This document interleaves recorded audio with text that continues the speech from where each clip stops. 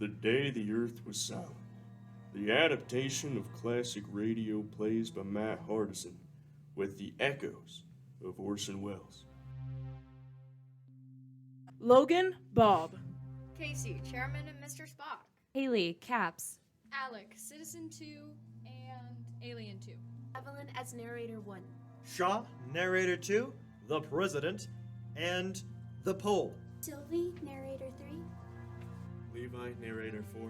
Colby, the Irish. Julian, New Zealand, and Julian is a French. Mercedes, Citizen 1, and South African. The day the aliens landed was a day of noise. The sound of an entire planet, all yelling and stammering, screaming in terror, laughing with excitement, and of course the billions upon billions of people who were quietly praying to any god they preferred around the world. Never mind the people, though. It was the machines that were cause of most of the ruckus. Cars, trucks, trains, buses, airplanes, tanks, fire trucks, police cars, fighter jets, minivans. Washing machines, coffee machines of which almost outweighed the number of people praying, and of course, televisions. Billions upon billions of media screens, smartphones, iPads, and televisions being viewed outweighed both coffee machines and gods being prayed to. 10 to 1. It was picked up by NASA 4 days before it landed as an object that was slowing down as it approached Earth. The media people asked the scientist people what this object could possibly be. The scientists explained that the object was a large metallic rock with its magnetic poles turned opposite of our own, which was beginning to propel it away. The media people explained this to the rest of the planet, and the rest of the planet promptly said, "Bull honky! That's an alien spaceship! We saw the same thing happen at the movies 1,000 times!" And there was mass panic. 4 days later, the alien spaceship landed on the lawn outside the White House in Washington. The same welcoming committee that you might expect from any science fiction film met it. Around the spaceship was a barricade. Around the barricade were several rows of tanks peppered with army men. Around the tanks, more army men. Around the army men, policemen. Around the policemen, An army of news vans, cameras, reporters, and coffee machines. Around the news people, another barricade. Behind that barricade was a small army of Captain Kirk's and Mr. Spock's, complete with funny ears. Behind them was an ocean of everybody else who wasn't at home praying. The only one not present at the landing site was the President, who had been evacuated from the White House and taken to a secret bunker in Arizona 3 days before. Security? As President, I've always wanted to meet aliens. the spaceship opened. There was no bright light from inside. Then there were several small purple heads that bobbed out from behind the sides of the door like a pair of purple Three Stooges. They then backed away from the door. There was a pause. Then a single purple man scooted out from behind the door as if pushed by the others. There he stood, purple, wearing what looked like a jumpsuit made of mylar, with two purple antennas sticking out of his head with little purple pom-poms dangling at the end of each one. No one had seen such a ridiculous, unauthentic-looking alien in their lives. It was hard to believe him to be real. He looked around very nervously as if not knowing what to say. Finally, he spoke. Pardon me, do you guys have any gray poop on? That's it? They've traveled billions of light years across the galaxy in search of fancy mustard? Little joke. He took a step forward and several tanks repositioned their aims. The alien stopped in mid-step, fell to his knees, and began to beg for his life. No! Please don't shoot! We come in peace, and we don't want to go in pieces. Please, please! The crowd was silent. They stared at him in disbelief. Not because he was an alien, but because of how corny he was. At last, one of the hundreds of Mr. Spocks called to him from behind the barricades. News people, policemen, army men, and tanks. What do you want? Take me to Yolita? I think. I wasn't entirely kidding about the mustard. I'd like some of that as well. Part 2. Not just mustard. The aliens had an entire shopping list, complete with kitchenware, stove oven, and expensive French cheeses, all set up in a nice, neat little box on the floor of the UN. They had been directed there in the lieu of the president's absence.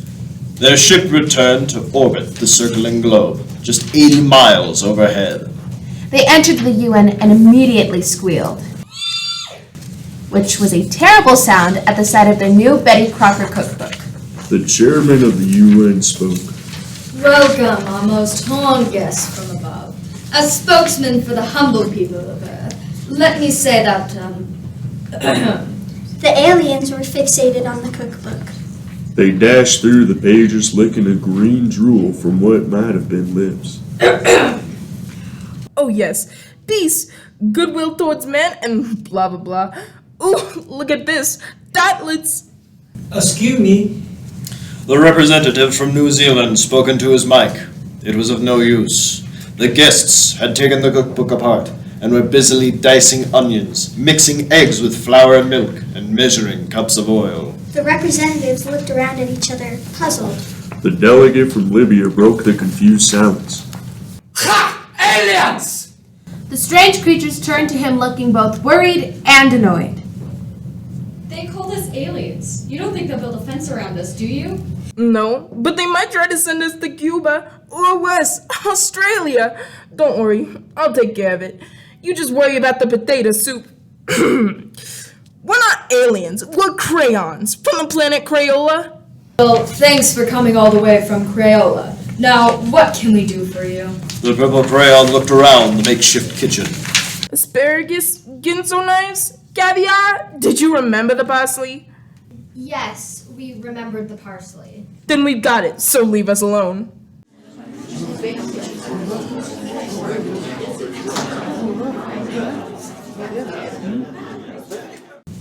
There was a murmur from the peanut gallery. The Polish representative cracked it. Could you please tell us just why you're here? Isn't it obvious? For the groceries? What? Come on, Bob. Be patient with them. They're all idiots. Excuse me? Well, come on. You guys have the IQ of Rubukiki. The representative from South Africa returned to the meeting with the new topic at hand on our world stage. Did you say you came here for groceries? Yes! Didn't you wonder why we kept chopping up your crops, turning all the cattle inside out? Wasn't it a clue when we only abducted farmers? What exactly is a Frubukiki? That's what I'd like to know. It's a type of dental floss on the planet Olympia. The Swedish representative became overpowered by this dirty statement. Why didn't you just come to us before the groceries? We could have been more happy if you had traded with you. We could have organized a trade with each other. Certainly our two worlds must have much to learn from each other. You teach us something? Right, Earthman.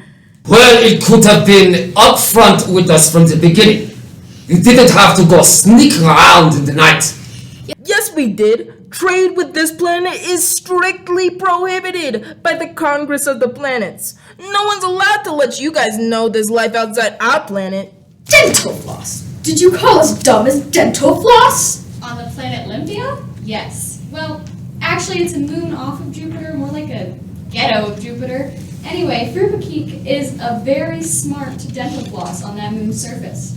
If you're not supposed to let us know there's life outside the planet, then what are you doing here? Breaking about 1,000 trans-universal laws and getting something better than grains and beef? Well, isn't that a conflict of interest, Mr. Aidan? You're going to be a whole lot of trouble. Why, who's gonna say anything? You, Mr. Earthling? And by the way, my name is Bob, and I'm a crayon. Keep it down, Bob. I'm trying to get a souffle to rise here. We will have no part in this intergalactic conspiracy. So reporters, let's see your feeble little minds try and figure out the paperwork on that. How can dental floss be smart? Oh, it's very smart. Too smart, actually. It cleans everything, even the healthy bacteria. So it really makes your mouth dirtier, even though it thinks it's getting cleaner. Maybe it isn't very smart, dental floss. Anyhow, humans and Frubukiki have the same IQ. We've done studies. Why are we being boycotted by the rest of the universe? That's the representative of France. Because just look at you. You're one of the most barbaric species between here and the Crab Nebula. Wars, starving each other, corrupt governments, terrorists, MTV, water bottles and plastic, emojis. You're sick. Dental floss can't shake its hips like Elvis. Excuse me, my souffle is still rising. Do you mind, sir? Besides, who would ever want to fly down here to meet you? In every movie you've ever made about it, it's always the same thing. Aliens show up, take me to your leader, then the Earth blows them away. Ha, and a galactic trade, right? So then, once again, what are you doing here? My souffle. We took a gamble. There's no such thing as an artichoke on Crayola. Don't think we weren't scared. How would you feel if you just showed up to Earth and every gun on the planet was aimed at you? Well, what's to stop us from taking you prisoner and holding you for ransom until the Congress of Planets lets us in? Yeah, that'll make you look trustworthy and civil. It'll make us look smarter than dental floss. No one's gonna come. We're renegades for coming here, remember? So what's to stop us from blowing you away right now, if we're such a barbaric race? The aliens all made the terrible laughing sound again. What's so funny? Obviously, we thought of that. If anything happens to us, Caps will blow this planet into space dust.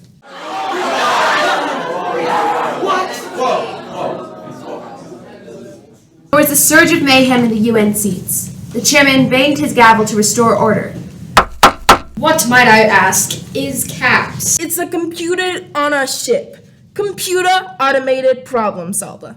CAPS. Before it went back to orbit, we gave it a list of scenarios that would activate the kill ray and pop this planet into kettle corn.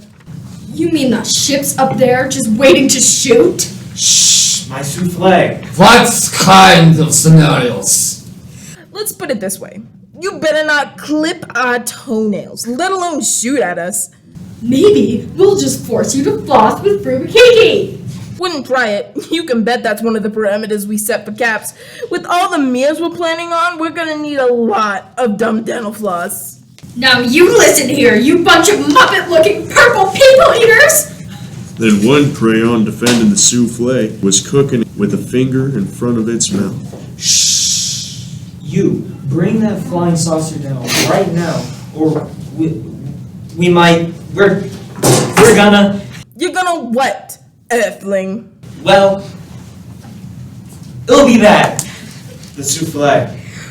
Face it, Earthman, we've got calf fries. Speaking of which, Skip Loop, Peter, I want those calf fries coming. Wake Loop and Peter saluted with their purple red hands and dumped the morsels into the hot oil on the stove.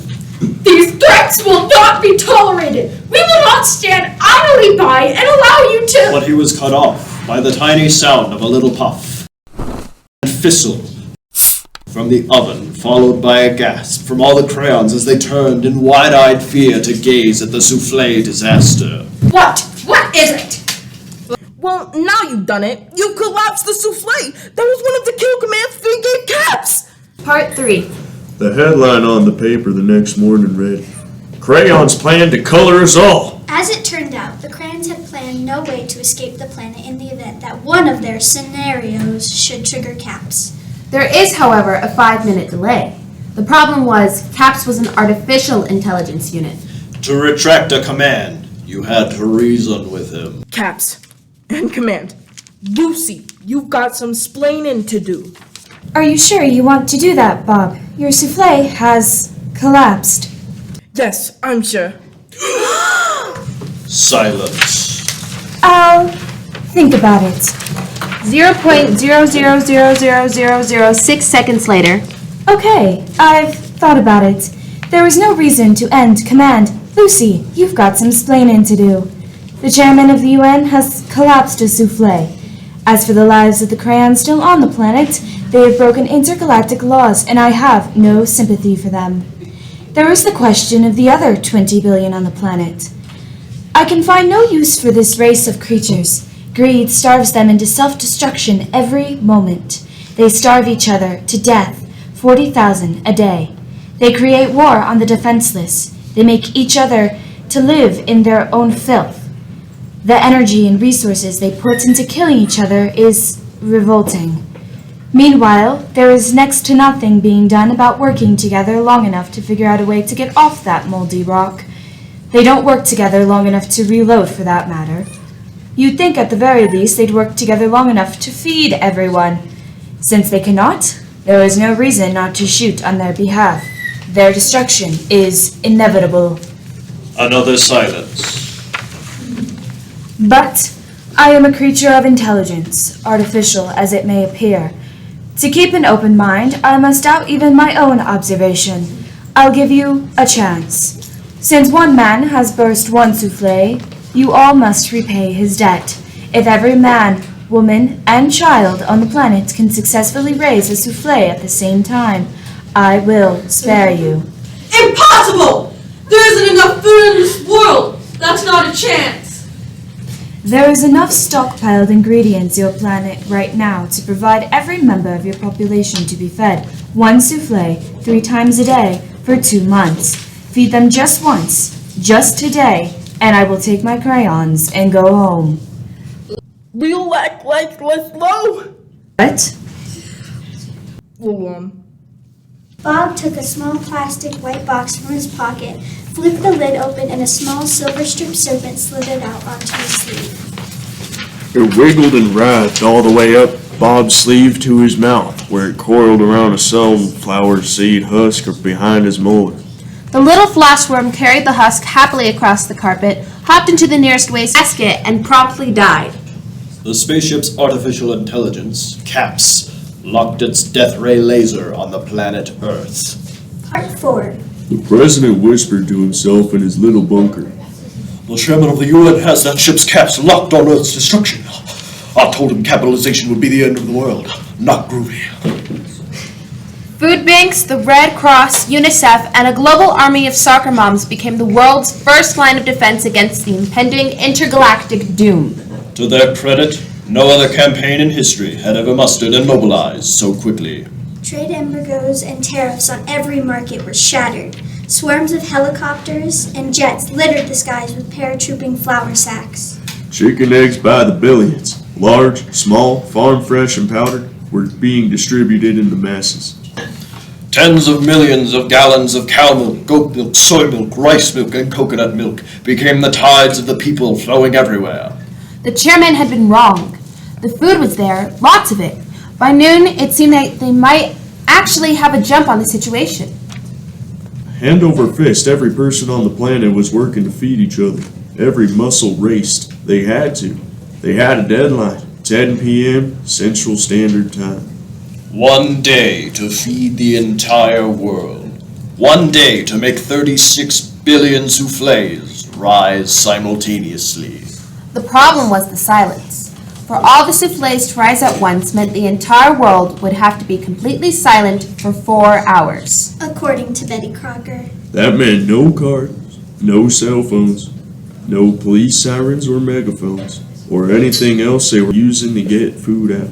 At 3 o'clock, the entire Australian continent reported they were prepared for the hours of silence. By 5, it looked like the northern hemisphere was saturated with groceries, cookware, and how to cook your emergency souffle pamphlets.